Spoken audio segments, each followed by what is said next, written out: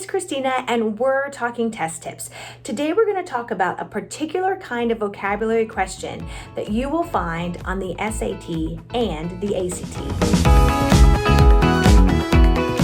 Whether you are planning to take the SAT or the ACT, you need to know how to approach vocab-in-context questions. And today we're going to talk about what these questions look like and how to get them right every time. All right, let's start with where you will find these vocab-in-context questions. These types of questions are found on the reading and writing and language sections of the SAT, and on the reading and English sections of the ACT. And they can look a little different on each test and within the sections. Usually the reading questions on both tests will include the words most nearly means, and on the writing and language and English sections, you'll notice that a single word is underlined and the answer choices are other single word choices. But in every situation, you're basically being asked what a word or a few words mean. In other words, a vocabulary question. And the best part is you can always count on the context of the passage to help you. The key is to remember that words can be used flexibly in the passage. A flexible meaning is not the exact or common definition of a word, but rather how the author has used that word in the specific context. So, since there are so many people taking this test, the answer choices must be exactly as they seem. In other words, those answer choices must be exactly as they're defined. So even though the author of the passage may use the word flexibly, the words given as answer choices must mean exactly as they are defined. The vocab-in-context questions will appear in two ways. Asking about words that are maybe just outside of your regular use, like a word that you've heard before but might have trouble using in a sentence. And two, asking about common words used in an uncommon way. So how is it that you can get all of these vocab-in-context questions correct? By treating them like fill-in-the-blank questions. And to better understand this method and how it will never fail you, let's look at some examples. Let's start with a SAT writing and language or an ACT English example.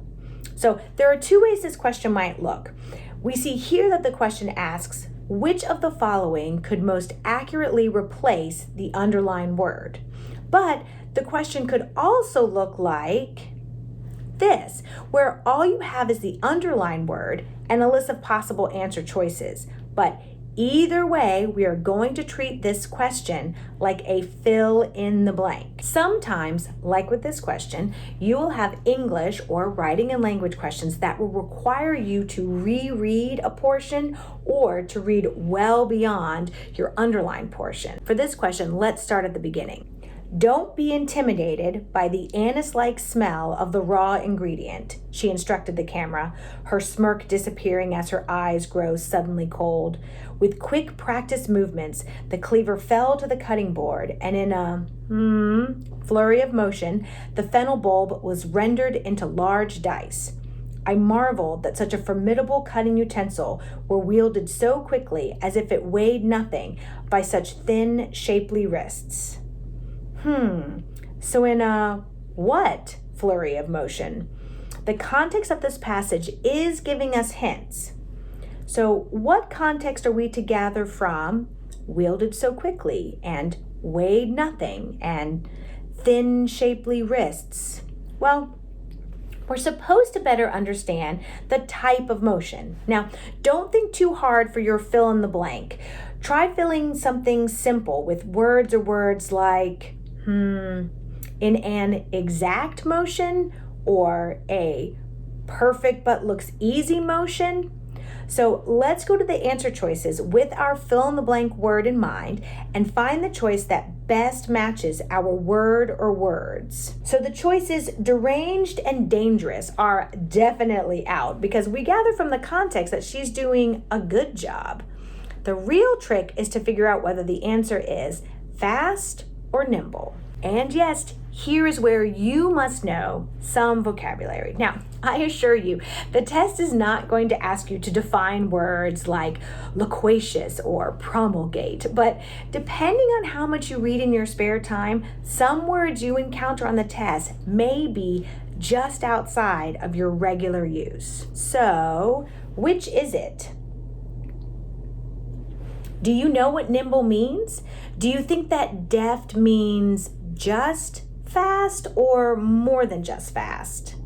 Yes, nimble is the correct answer because nimble doesn't just mean to move quickly or fast, but to move with great care or accuracy while making it look easy. And isn't that exactly what we said?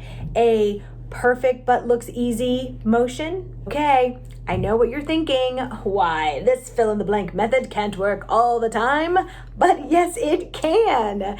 It even works when you're asked to determine an alternate meaning to a commonly used word.